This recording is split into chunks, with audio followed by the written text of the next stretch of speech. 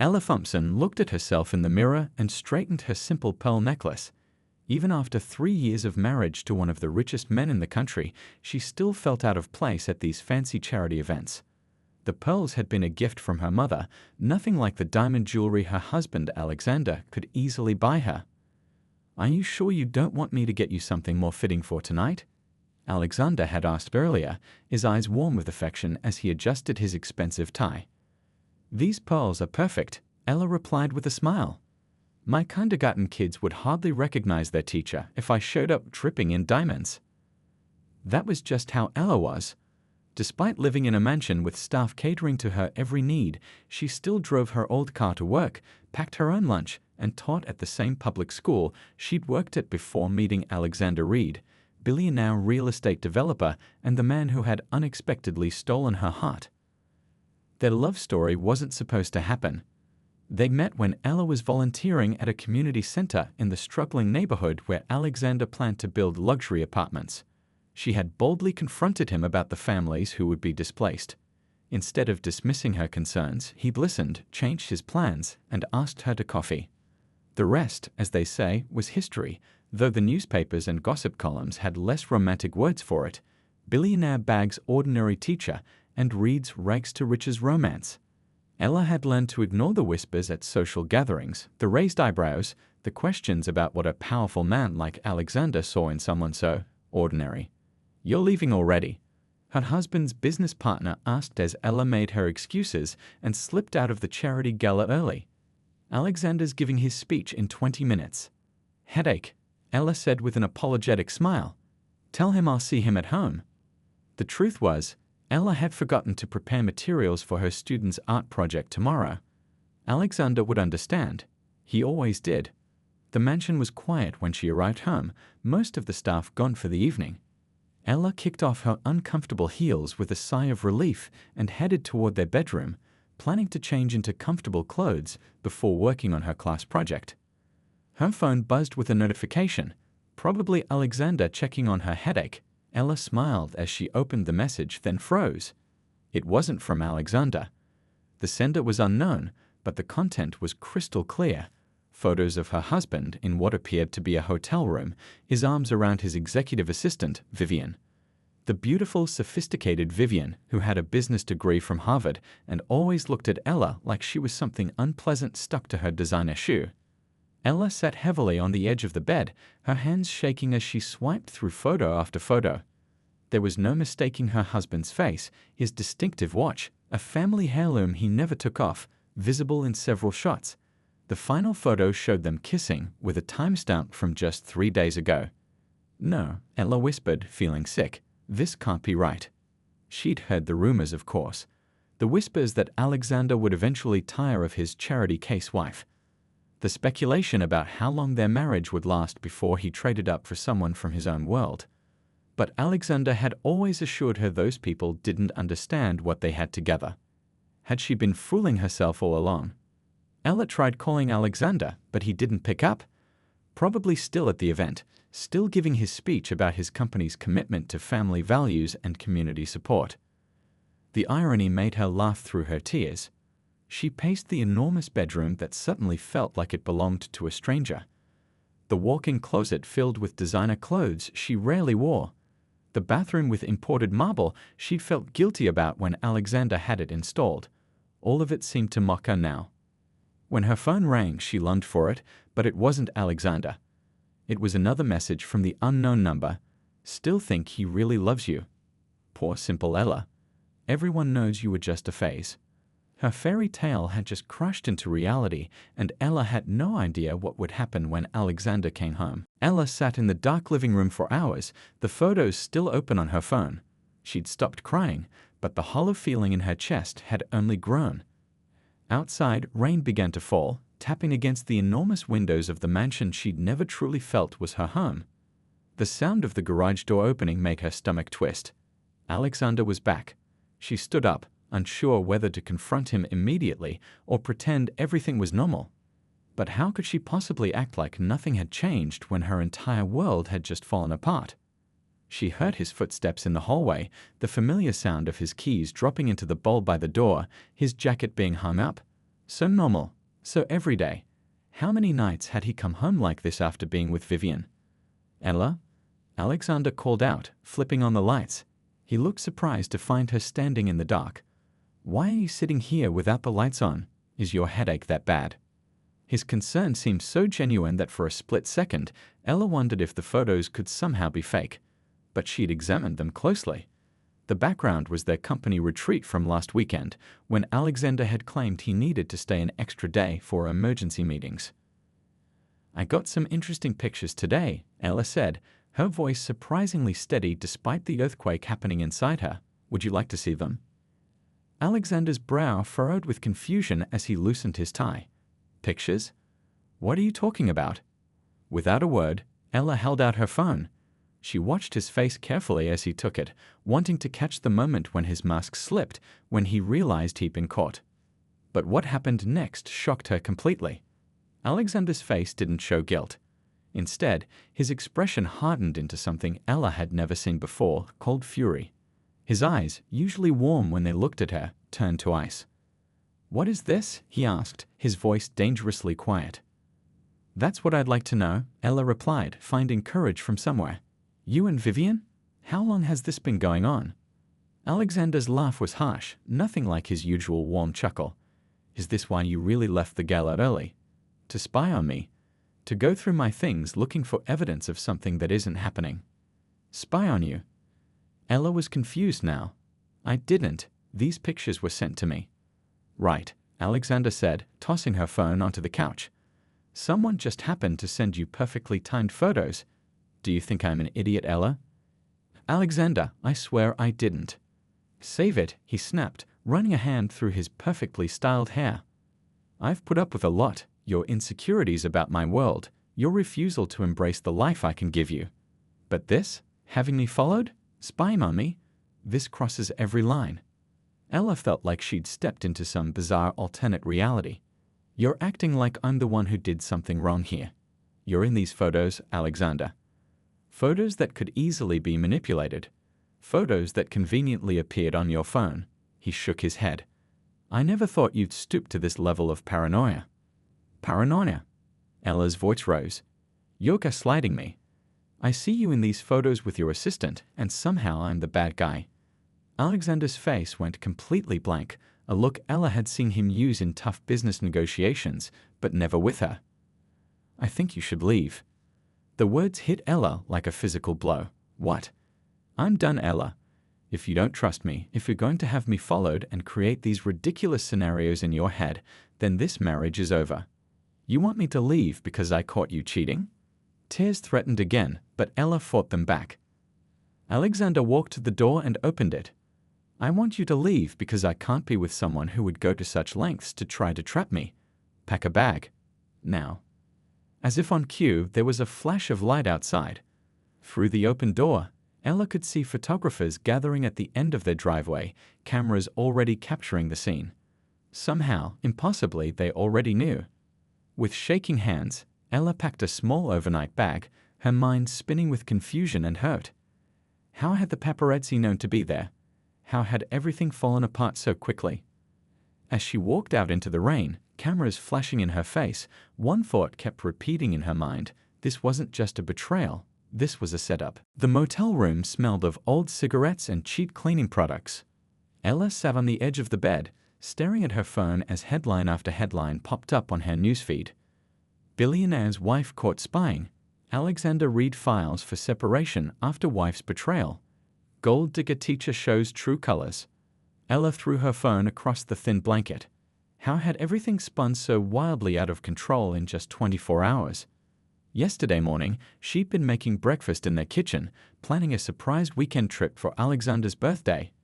Now she was apparently the villain in some twisted story she didn't even recognize. She tried calling her closest friend, Lena, but the call went straight to voicemail.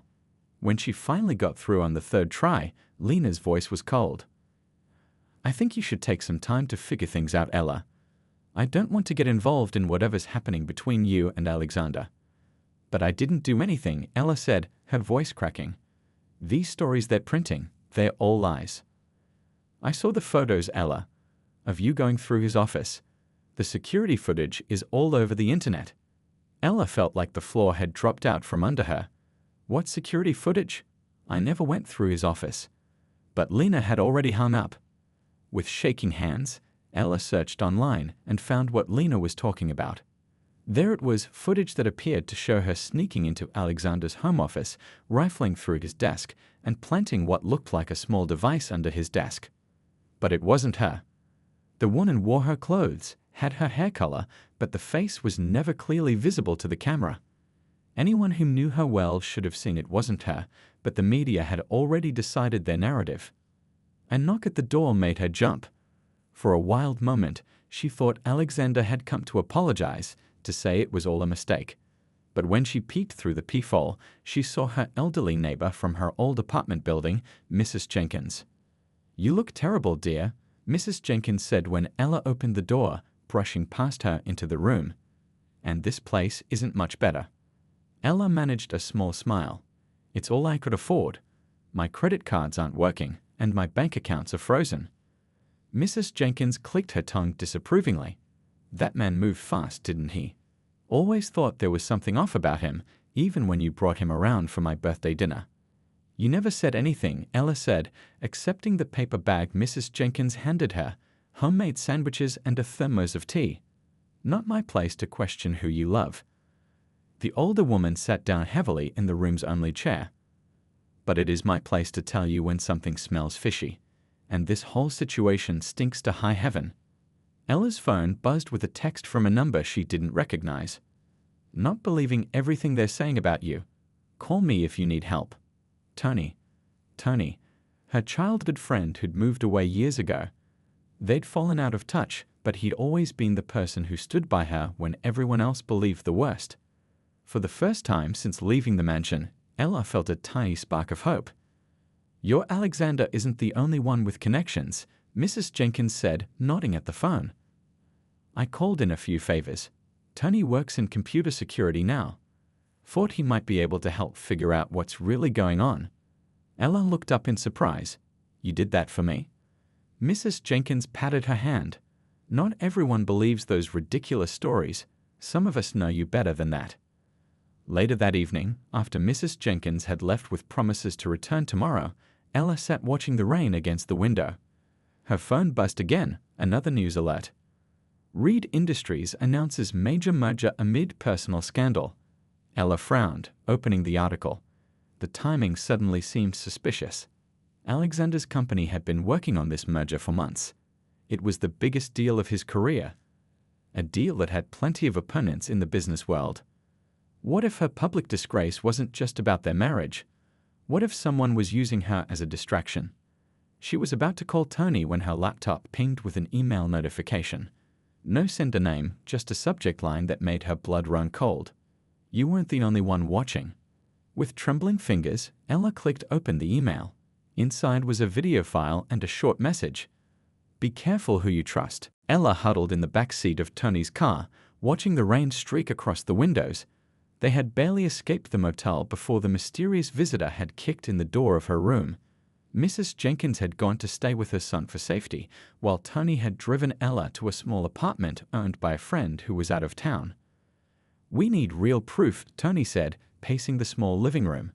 His dark hair was messy from running his hands through it repeatedly. "Something that directly connects Vivian to Blackwood, and both of them to what happened to you." Ella nodded, scrolling through the information they had gathered. Tony had discovered financial transactions, small but regular payments from an offshore account linked to Blackwood going into a hidden account under Vivian's mother's maiden name. "The timing matches perfectly," Ella said. These payments started 3 months after she became Alexander's assistant, right when he began planning the merger. Tony stopped pacing. "We need access to Alexander's home computer. That's where the real evidence would be." "I can't exactly walk in the front door," Ella said with a bitter laugh. "Security has my picture, and the whole staff probably thinks I'm some kind of spy." "What about your old key? Does it still work?" Ella pulled out her keychain. She hadn't been able to bring herself to remove the house key, even after Alexander had thrown her out. "Maybe, but the house has security cameras everywhere." "Not everywhere," Tony said. a slow smile spreading across his face. "Remember when you gave me a tour last Christmas? You complained about the basement storage area having no cameras because Alexander said it wasn't worth the expense." "The service entrance," Ella whispered. "It leads directly to the basement stairs." The plan was risky but simple. They would wait until late evening when most of the staff would be gone. Tony would create a distraction at the main gate while Ella slipped in through the service entrance and made her way to Alexander's study. As night fell, Ella found herself crouched beside the service gate, heart pounding as she waited for Tony's signal. A text lit up her phone. Now. The sound of car alarms blaring at the front of the property gave her the chance she needed. She slipped her key into the service gate lock, holding her breath. It turned smoothly. Inside, the mansion was eerily quiet. Ella moved silently through the familiar halls, staying close to the walls. She knew every creaky floorboard, every turn of the corridor. This had been her home after all. Alexander's study door was locked, but Ella knew where he kept the spare key, hidden inside a fake book on the shelf nearby. Once inside, she headed straight for his computer. The password, she muttered to herself.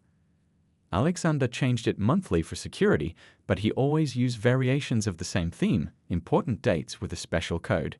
She tried their anniversary. Nothing. His birthday. Nothing. Then, with a pang, she typed in the date they first met, followed by the name of the community center where they'd argued about his development plans. The screen unlocked. Working quickly, Ella inserted the flash drive Tony had given her and began copying files. As she waited, she noticed a folder labeled Security Footage, Private. Curiosity won out, and she clicked it open. Inside were dozens of video files, organized by date. One from 3 days before she was thrown out caught her eye. She opened it. The footage showed Vivian in Alexander's office, clearly unaware of this hidden camera. She was carefully going through his desk, taking photos of documents with her phone. Most stunning of all, she was speaking to someone on her earpiece, saying, "Yes, Mr. Blackwood, I have the information you wanted." Ella's hands shook as she copied this file too. This was the proof they needed. A noise in the hallway made her freeze. Footsteps approached the study door, followed by the sound of a key in the lock. Ella barely had time to duck behind the heavy curtains before the door swung open. Through a tiny gap in the fabric, she saw who had entered. Not a security guard or a housekeeper, but Alexander himself. He looked terrible, tired and disheveled, nothing like his usual polished appearance. He slumped into his chair, rubbing his face with his hands. Then he reached for a framed photo on his desk. From her hiding place, Ella could see it was a picture of the two of them on their honeymoon. "Where are you, Ella?" he whispered to the photo. "What have I done?" Before Ella could process what she was hearing, her phone vibrated in her pocket. Alexander's head snapped up, eyes scanning the room. "Who's there?" he demanded, rising from his chair. Ella huddled in the back seat of Tony's car, watching the rain streak across the windows. They had barely escaped the motel before the mysterious visitor had kicked in the door of her room. Mrs. Jenkins had gone to stay with her son for safety, while Tony had driven Ella to a small apartment owned by a friend who was out of town. "We need real proof," Tony said, pacing the small living room. His dark hair was messy from running his hands through it repeatedly. "Something that directly connects Vivian to Blackwood, and both of them to what happened to you." Ella nodded, scrolling through the information they had gathered. Tony had discovered financial transactions, small but regular payments from an offshore account linked to Blackwood going into a hidden account under Vivian's mother's maiden name. "The timing matches perfectly," Ella said.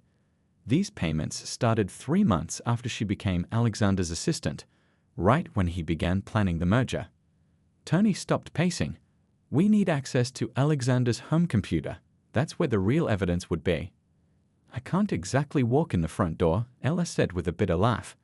"Security has my picture, and the whole staff probably thinks I'm some kind of spy." "What about your old key? Does it still work?" Ella pulled out her keychain. She hadn't been able to bring herself to remove the house key, even after Alexander had thrown her out. "Maybe, but the house has security cameras everywhere." "Not everywhere," Tony said, a slow smile spreading across his face. "Remember when you gave me a tour last Christmas? You complained about the basement storage area having no cameras because Alexander said it wasn't worth the expense. The service entrance, Ella whispered. It leads directly to the basement stairs. The plan was risky but simple. They would wait until late evening when most of the staff would be gone. Tony would create a distraction at the main gate while Ella slipped in through the service entrance and made her way to Alexander's study. As night fell, Ella found herself crouched beside the service gate, heart pounding as she waited for Tony's signal. A text lit up her phone, now. The sound of car alarms blaring at the front of the property gave her the chance she needed. She slipped her key into the service gate lock, holding her breath. It turned smoothly. Inside, the mansion was eerily quiet. Ella moved silently through the familiar halls, staying close to the walls. She knew every creaky floorboard, every turn of the corridor. This had been her home, after all. Alexander's study door was locked, but Ella knew where he kept the spare key, hidden inside a fake book on the shelf nearby. Once inside, she headed straight for his computer. The password, she muttered to herself. Alexander changed it monthly for security, but he always used variations of the same theme, important dates with a special code. She tried their anniversary. Nothing. His birthday. Nothing. Then, with a pang, she typed in the date they first met, followed by the name of the community center where they'd argued about his development plans. The screen unlocked. Working quickly, Ella inserted the flash drive Tony had given her and began copying files. As she waited, she noticed a folder labeled Security Footage, Private. Curiosity won out, and she clicked it open. Inside were dozens of video files organized by date. One from 3 days before she was thrown out caught her eye. She opened it. The footage showed Vivian in Alexander's office, clearly unaware of this hidden camera. She was carefully going through his desk, taking photos of documents with her phone. Most stunning of all, she was speaking to someone on her earpiece, saying, "Yes, Mr. Blackwood, I have the information you wanted." Ella's hands shook as she copied this file too. This was the proof they needed. A noise in the hallway made her freeze. Footsteps approached the study door, followed by the sound of a key in the lock. Ella barely had time to duck behind the heavy curtains before the door swung open. Through a tiny gap in the fabric, she saw who had entered. Not a security guard or a housekeeper, but Alexander himself.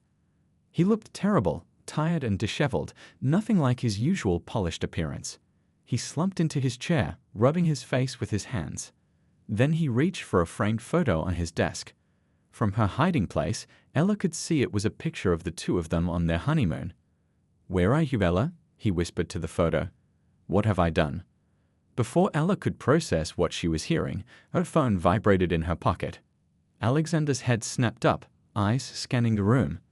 "Who's there?" he demanded, rising from his chair. Ella's breath caught in her throat as Alexander moved toward her hiding place. She pressed herself deeper into the curtain, the flash drive clutched tightly in her palm. "I know someone's here," Alexander said, his voice tense. Security said there was movement in this wing. He was only a few steps away when the study door burst open. Vivian stood there, looking perfect as always in her designer suit despite the late hour.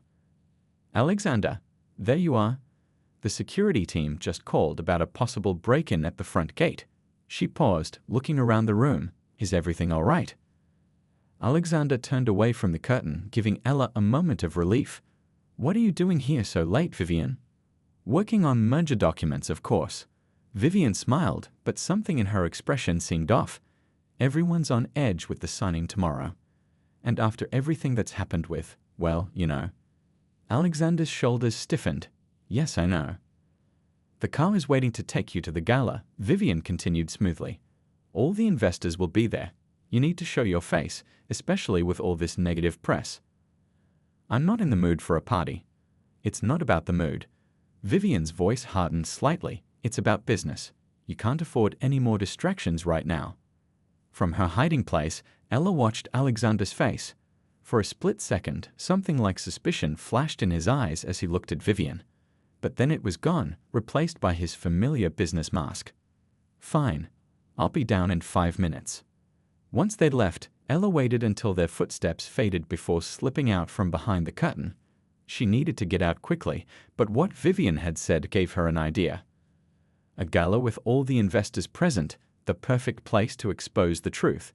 30 minutes later, Ella sat in Tony's car a block away from the Grand Plaza Hotel, where the gala was being held. She had changed into a simple black dress Mrs. Jenkins had brought her, not as fancy as what the other guests would be wearing, but it would help her blend in. "This is crazy," Tony said, shaking his head. "You can't just walk in there. Security will grab you before you get 10 feet.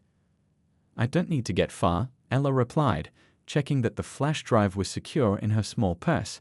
"I just need to be seen, to create enough of a scene that people will listen. And if Alexander has you thrown out immediately. Then we go to Plan B and send the evidence to every news outlet in the country." Ella took a deep breath. "But I need to try this first.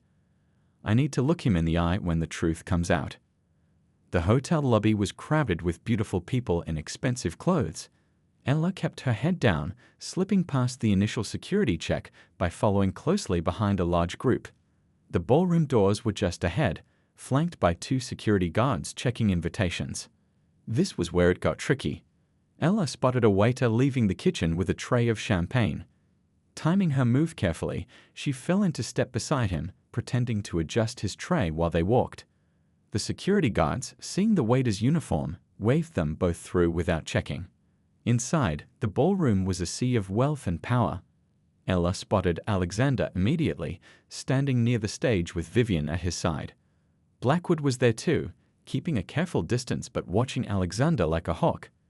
Ella's hands trembled as she moved toward the stage where a microphone stood ready for the evening speeches. She had one chance at this, one opportunity to reveal the truth before security caught up with her.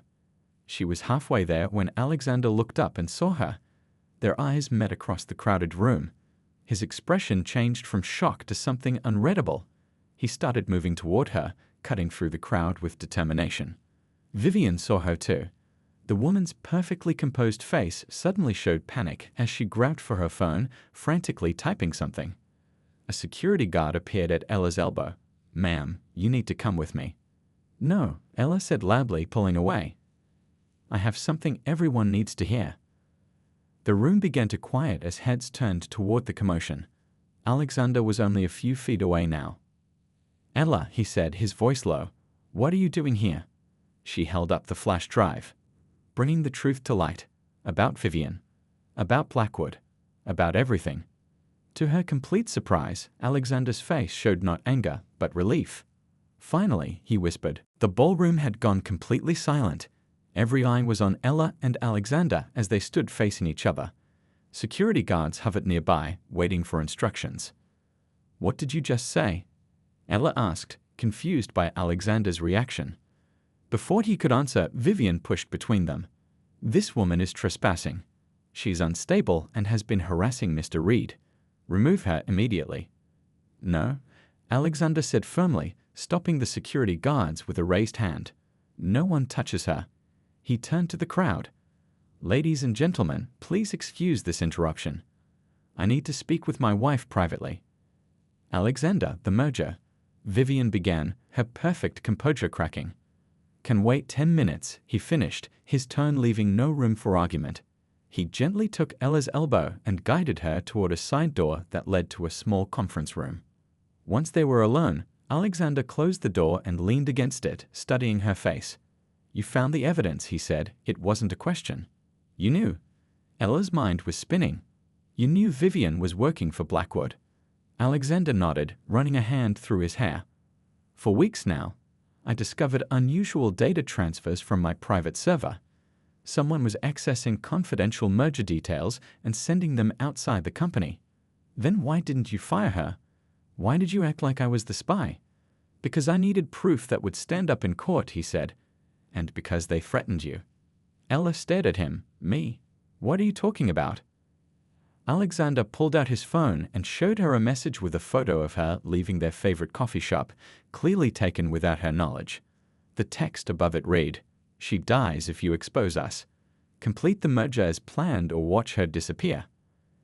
"I received this the day before you got those photos of me and Vivian," Alexander explained. "Photos that were completely staged, by the way. Vivian arranged a business meeting at that hotel and made sure someone took pictures that looked compromising. So you pushed me away on purpose, Ella whispered, understanding dawning. You made it look like you hated me so they wouldn't. So they wouldn't hurt you. Alexander's voice cracked. It was the hardest thing I've ever done, Ella. But I thought if they believed you were completely cut off from me, from my company and its secrets, they'd leave you alone. But why not go to the police? Blackwood has people everywhere. I couldn't risk it.